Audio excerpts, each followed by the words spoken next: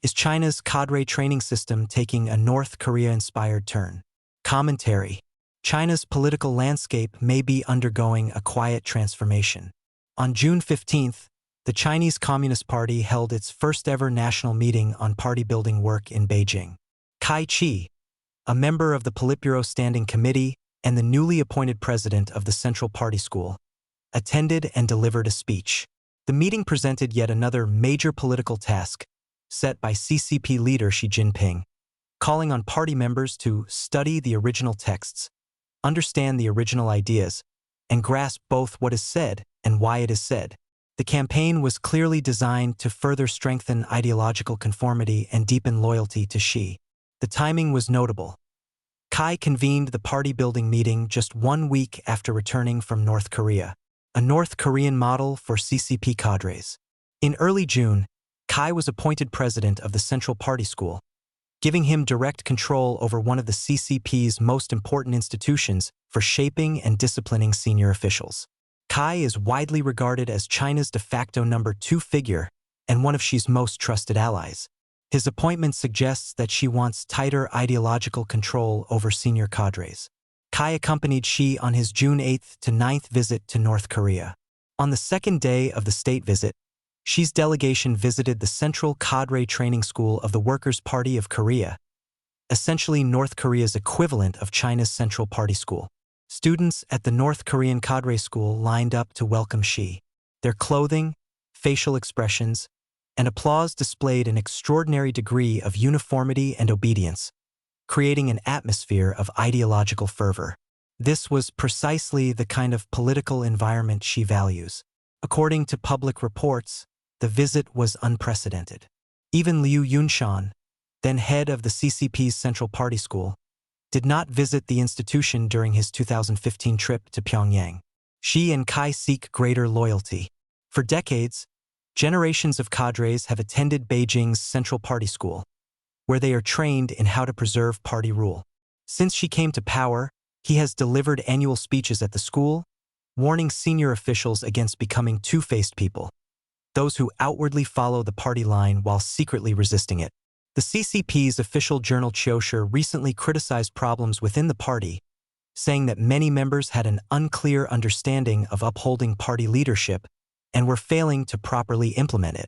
The article also condemned wavering political beliefs, corruption, and the pursuit of personal comfort. These criticisms suggest that Xi and Kai are dissatisfied with the performance and loyalty of party officials. Both Xi and Kai belong to the generation of Chinese leaders whose formative years were shaped by the Cultural Revolution.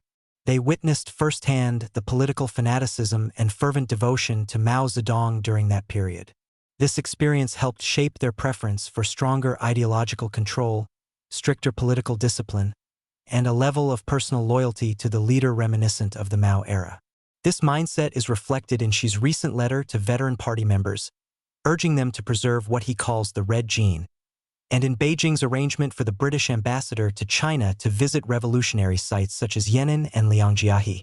Kai's visit to North Korea likely reinforced this outlook.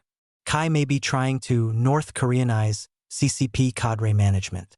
North Korea's political system is, in many ways, closer to the Mao-era model than to that of today's China. According to public reporting and accounts from defectors, one defining feature of North Korea's bureaucracy is its absolute loyalty to the supreme leader, strict discipline, and intensive ideological indoctrination. Compared to CCP officials, North Korean cadres are expected to demonstrate more direct personal loyalty to the leader, leaving far less room for individual autonomy. North Korea also practices forms of collective punishment, under which officials and their families can face severe consequences for political offenses. Reportedly punishable behavior includes criticizing the top leader, contacting foreigners without authorization, expressing nostalgia for earlier policies or political conditions before the Kim dynasty consolidated its rule, engaging in factional activity, failing to meet economic or military targets, or even showing minor displays of disrespect, such as dozing off in front of North Korean leader Kim Jong-un. Corruption can also result in punishment. North Korea places greater emphasis than China traditionally has on the principle that the ruling party and its leader stand above the law. Officials are rarely subjected to transparent public trials. Many cases are handled internally or through secret procedures. Under Xi, China has moved closer in that direction, with the authorities increasingly relying on internal party disciplinary mechanisms rather than open legal proceedings when dealing with senior officials. At the National Party building meeting, disciplinary officials, including Wang Xiaohong and Li Shi, were present. Cai appeared to signal that officials who fail to properly study CCP ideology could face investigation, potentially under corruption charges. If Cai seeks to adapt aspects of North Korea's cadre training model, it would represent a significant tightening of political control over CCP officials. As these newly trained cadres are deployed throughout the country, the effects could eventually extend to ordinary citizens as well.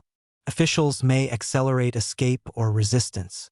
Xi's governance style increasingly emphasizes reviving Mao-era methods of political mobilization, including the Fengqiao experience.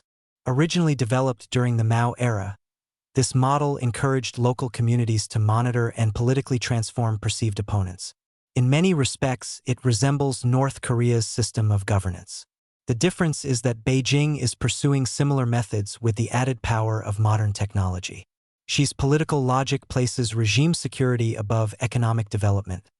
Tighten political control first, even at the cost of economic growth. The result is a self-reinforcing cycle.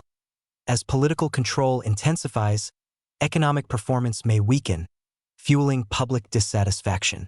In response to growing discontent, the regime expands security measures and political controls even further. Under Xi, China has already been labeled by some online commentators as West Korea or a giant North Korea. If this trend continues, the comparison may become increasingly apt. However, this approach may ultimately fail. Xi does not possess Mao's historical authority.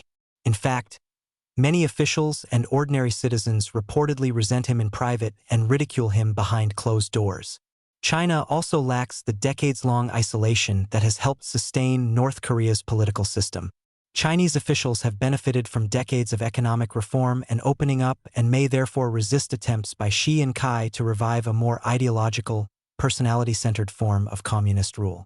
The result could be one of two outcomes: more officials attempting to leave the system or even the country, or some turning against it. Public resistance to the North Koreanization of China could also grow, potentially accelerating instability within the CCP.